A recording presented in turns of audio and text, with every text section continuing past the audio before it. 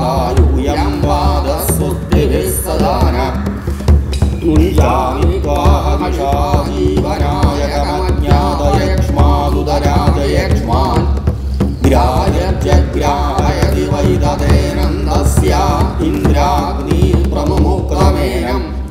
போதி வணக்கம். நான் உங்கள் ஈரோடு உதயகுமார்.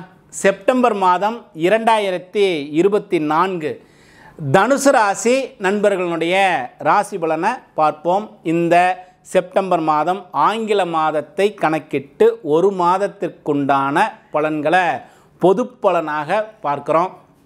இந்த செப்டம்பர் மாதத்தில் ஆங்கில மாதத்தில் 2 தமிழ் மாதங்கள் இருக்குது. ஆவணி, புரட்டாசி.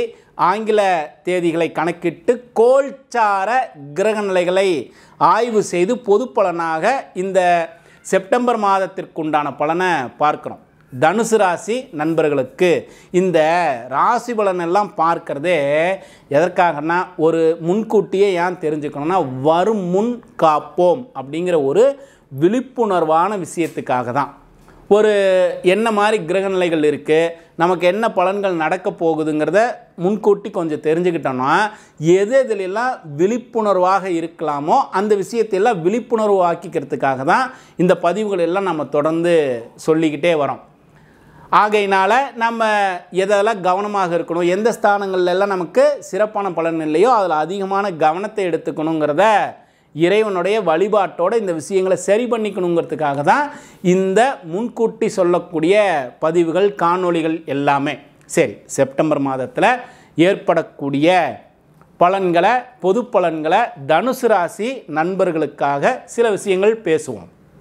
சரி, உங்களுடைய ராசிநாதன் குரு பகவான் 6ஆம் வீட்டில் இருக்கார். முதல்ல கிரக நிலைகளை தெரிஞ்சுக்குவோம். இந்த மாதத்தில் எந்தெந்த கிரகங்கள் எங்கெங்கே இருக்குங்கிறத தெரிஞ்சுக்குவோம். ராசிநாதன் 6ஆம் வீட்டில் இருக்கார். 3ல் சனி பகவான், 4ல் ராகு, 7ல் செவ்வாய். 8ஆம் வீட்டில் 4ஆம் தேதி வரைக்கும் புதன் பகவான் இருப்பார். 9ஆம் வீட்டுக்கு அதுக்கப்புறம் பெயர்ச்சி ஆகின்றார். ஆவணி மாதம் முழுவதும் சிம்மத்தில் சூரியன் ஆட்சியாகி இருப்பார். பெயர்ச்சியாகி புரட்டாசி மாதம் 1 தேதியில் பெயர்ச்சியாகி கன்னியா ராசிக்கு வந்துடுவார். கன்னியில் சுக்கிரன் கேதுனுடைய இணைவு. 18ஆம் தேதி சுக்கிரன் பெயர்ச்சியாகி துலாம் ராசிக்கு வந்துடுவார். இதுதான் இந்த மாதத்தினுடைய கிரகநிலை தனுசு ராசி நண்பர்களுக்கு. இதில் எதெல்லாம் கொஞ்சம் நமக்கு சாதகமாக இருக்குது, எதெல்லாம் விழிப்புணர்வாக இருக்கணுங்கிற விஷயத்தை நாம் பார்ப்போமே. சரி, ராசிநாதன் 6ல் இருக்காருன்னு சொன்னாவே கொஞ்சம் அதிகமாக கவனத்தோடு இருக்கணுங்கிறது அவசியம்.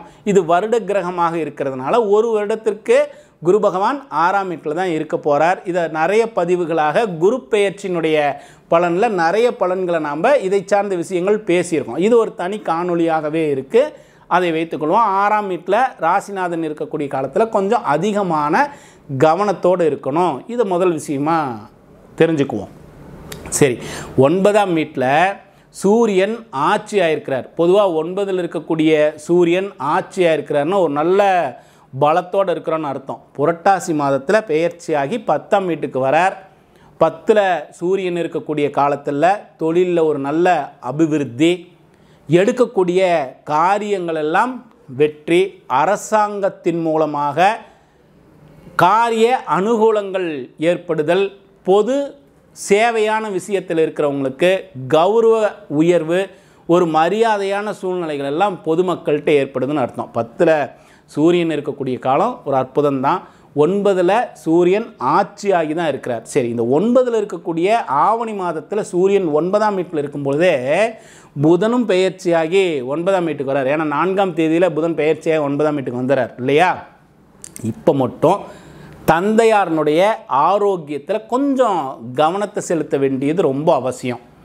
தந்தையினுடைய உடல் ஆரோக்கியத்தில் கவனத்தை செலுத்தணும். தந்தையாரோடு நாம் கொஞ்சம் இணக்கமாக போக வேண்டியது அவசியம். கொஞ்சம் இணக்கமாக இருக்கணும். உங்கள் அப்பாவோட ஒரு நல்ல கருத்து ஒருமித்தமாக இருக்கணும். தேவையில்லாத கருத்து வேறுபாடுகளை உருவாக்கிக்கக்கூடாது. இறை வழிபாட்டை தொடர்ந்து செய்துக்கிட்டே வரணும். இறைவனுடைய வழிபாடு தொடர்ந்து வச்சுருக்கணும். தனுசு ராசி நண்பர்கள் இந்த காலகட்டங்களில் எங்காவது பக்கத்தில் கொஞ்சம் பயணம் செய்யக்கூடிய, வெளியில் கொஞ்சம் தூரம் போயாவது ஒரு இறைவனை வழிபாடு செய்ய வேண்டியது அவசியம். இது ஆன்மீக பயணம்னு எடுத்துக்கலாம். சின்ன பயணமாவது பக்கத்தில் இருக்கக்கூடிய ஊர்லேயாவது இருக்கக்கூடிய கோவிலுக்காவது ஒரு சின்ன பயணம் செய்யுங்க. சூரியன் ஆட்சியாக இருக்கக்கூடிய காலத்தில் நீங்கள் செய்யக்கூடிய அந்த கோவிலில் நீங்கள் போய் செய்யக்கூடிய தவம் மிகப்பெரிய பலனை கொடுக்கும். ஏன்னா 9ல் சூரியன் ஆட்சியாக இருக்கிறார். ஏதாவது ஒரு கோவிலில் போய் வழிபாடு பண்ணி உங்களுடைய வேண்டுதல்களை நீங்கள் வழிபாடு செய்கின்ற பொழுது கோவிலினுடைய ஏதோ ஒரு வளாகத்தில் அமருவீங்கள்ல, அந்த நேரத்தில் நீங்கள் செய்கின்ற தவம் ஒரு அற்புதமான பலனை கொடுக்கும். சூரியன் ஆட்சியாக இருக்கிறதுனால இந்த விஷயத்தை எடுக்கிறோம். சரி, நன்மையான பலன்கள் இன்னும் அதிகமாக கிடைக்கட்டும். சுக்கிரன் அந்த இடத்துல இந்த மாதத்தில் சுக்கிரன் 17ஆம் தேதி முடிகிற வரைக்கும் சுக்கிரன் நீச்ச பலமாக இருக்கிறார். 11க்குரிய சுக்கிரன் கேதுவோட சேர்ந்து நீச்ச பலத்தில் இருக்கிறார். அதே போல் உங்களுடைய ராசிக்கு 6க்குரியவனும் அந்த 6க்குரிய கிரகம் நீச்சமாகின்ற பொழுது பெரிய அளவில் நாம் ஏன்னா மறைவு ஸ்தானாதிபதி அவன் நீச்சமாயிட்டா தப்பு இல்லை அதெல்லாம் எடுக்கிறோம். ஆனால் சுக்கிரன் 11க்கும் உரியவன் அவன் தானே. அந்த கிரகம் போய் நீச்சமாகிறதுனால கொஞ்சம் லாபங்கள் சார்ந்த விஷயத்துலேயும் தொழில் சார்ந்த விஷயத்துலேயும் கொஞ்சம் கவனத்தை அதிகமாக செலுத்தணும். சுக்கிரன் பெயர்ச்சியாகி துலாமில் ஆட்சி ஆகிட்டார்னா செய்யக்கூடிய விஷயங்களில் ஒரு நல்ல லாபத்தை ஏற்படுத்துவார். 18ஆம் தேதி துலாம் ராசிக்கே வந்துடுறார் சுக்கிரன், ஆட்சி ஆகிறார். ஆட்சி ஆகிட்டார்னா செய்யக்கூடிய தொழிலில் ஒரு நல்ல லாபத்தை உருவாக்கக்கூடிய அற்புதமான காலம், ஒரு நல்ல உயர்வை ஏற்படுத்தக்கூடிய காலம். பொதுவாகவே உங்களுடைய ராசிக்கு 10ஆம் வீட்டை குரு 5ஆம் பார்வையை பார்த்துறார். இதுவே ரொம்ப விசேஷம்தான். சுயதொழில் செய்கிறவங்களுக்கெல்லாம் ஒரு அற்புதமான சூழ்நிலையும் ஒரு வளர்ச்சியான சூழ்நிலையும் நல்ல முன்னேற்றமான சூழ்நிலையும் இருக்குது. ஒரு குருவினுடைய பார்வை ரொம்ப அனுகூலமாக இருக்குது. அதனால் தைரியமாக இருக்கலாம். 12ஆம் வீட்லேயும் குரு பார்வை இருக்குது. விருச்சிகத்தில் 2ஆம் வீட்டில் மகரத்தில் குருவினுடைய பார்வை இருக்குது. தனஸ்தானத்தில் பொருளாதார முன்னேற்றம்லாம் கிடைக்கும், பொருளாதார வளர்ச்சி கிடைக்கும். ஆனால் 2ஆம் வீட்டிற்குரிய சனியையும் கவனிக்கணும்.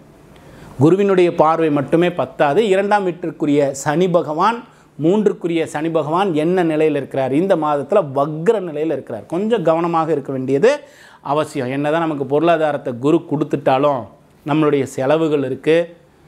நம்முடைய பொருளாதாரத்தை நம்ம தக்க வச்சுக்கிறது கொஞ்சம் இருக்குது. எவ்வளவோ பணம் வருது, ஆனால் பணம் வந்த பணம் கையில் நிற்குதா? இது கொஞ்சம் ஆய்வு செய்ய வேண்டியது அவசியம். தனுசு ராசி நண்பர்களுக்கு பொருளாதாரத்தை எவ்வளோ கொடுத்தாலும் இந்த காலகட்டங்களில் கொஞ்சம் தக்க வச்சுக்கிறது ரொம்ப ரொம்ப அவசியம்.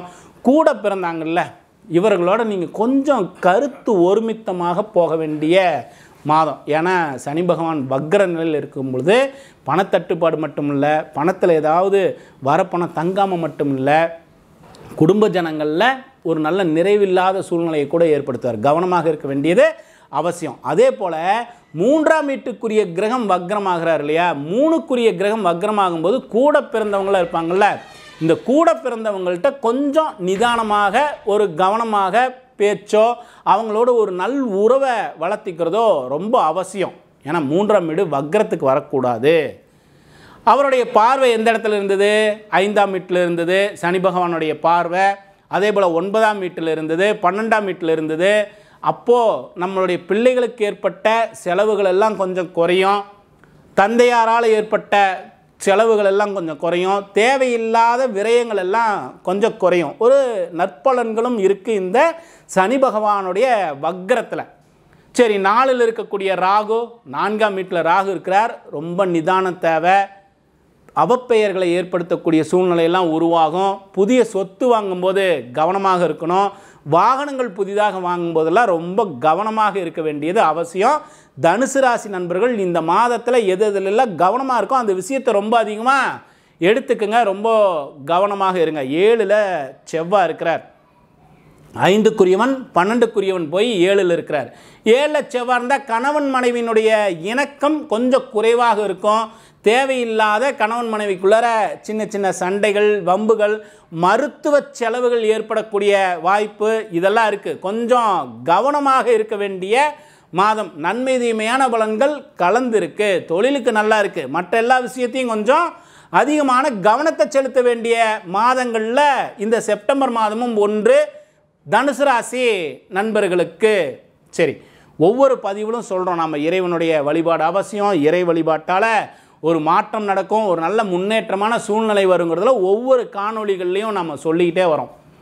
எப்படி நமக்காக இப்போது என்னுடைய தேவைக்காக நான் இறைவனை என்னுடைய தேகம் நல்லா இருக்கணும், என்னுடைய தொழில் நல்லா இருக்கணும், என்னுடைய குடும்பத்தில் இருக்கக்கூடிய உறுப்பினர்களுடைய ஆயுள் நல்லா இருக்கணும், ஆரோக்கியம் நல்லா இருக்கணும்னு வேண்டிக்கிறணும். அதே போல் இந்த உலக மக்களுடைய நன்மைக்காக ஒரே ஒரு நிமிடம் நீங்கள் உங்களுக்காக வழிபாடு செய்கின்ற பொழுது ஒரே ஒரு நிமிடம் இந்த உலக மக்களுடைய நன்மைக்காகவும் சேர்த்து அவர்களுடைய நம்பிக்கைக்கு தக்கவாறு, எனக்கு இறை வழிபாட்டில் நம்பிக்கை இருக்குது, தவத்தில் நம்பிக்கை இருக்குது, அதே போல் தியானத்தில் நம்பிக்கை, எதன் மீது நம்பிக்கை உள்ளதோ அதை சார்ந்து ஒரு நிமிடமாவது இந்த உலக மக்களுடைய நன்மைக்காக வழிபாடு செய்யுங்க. இயற்கை சீற்றத்தால் ஏற்படக்கூடிய பாதிப்புகள் எல்லாம் நீங்கட்டும். இந்த மனித குலத்திற்கு ஏற்படக்கூடிய பாதிப்புகள் எதுவும் ஏற்படக்கூடாது.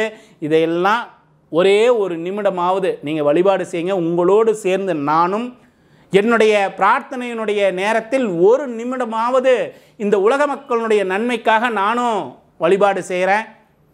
தொடர்ந்து செய்யுங்க. நம் எல்லோருடைய முயற்சி ஒரு மாற்றத்தை கொடுக்கும். அந்த இறைவனுடைய அனுகிரகம் இந்த மனித குலத்திற்கும் இந்த இயற்கையின் ஏற்படக்கூடிய பாதிப்புகளையும் குறைக்கணும்னு நானும் வேண்டிக்கிறேன். நன்றி.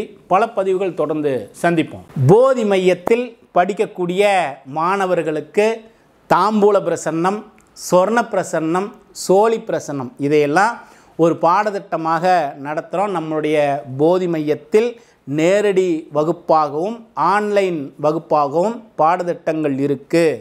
விருப்பம் இருக்கக்கூடிய மாணவர்கள் எங்களுடைய கீழே டிஸ்கிரிப்ஷனில் போதி மையத்தினுடைய வெப்சைட் அட்ரஸ் கொடுத்துருக்கேன், செக் பண்ணுங்கள். தொடர்ந்து பயிற்சி, இந்த பயிற்சியில் தியானம் சுவாச பயிற்சியையும் சேர்த்து தசமகா வித்யா பாடத்திட்டத்தையும் சேர்க்குறோம். விருப்பம் இருக்கக்கூடியவர்கள், படிக்க விருப்பம் இருக்கிறவங்க எங்களோட தொடர்பு கொள்ளலாம். தொடர்ந்து பயிற்சியின் பேரில் அற்புதமான பலன்கள் உண்டு. தொடர்ந்து பயிற்சி செய்வோமே. இன்னும் பல காணொளிகள் நேயர்களுடைய விழிப்புணர்வுக்காக பல பதிவுகள் தொடர்ந்து பேசுவோம். போதி வணக்கம்.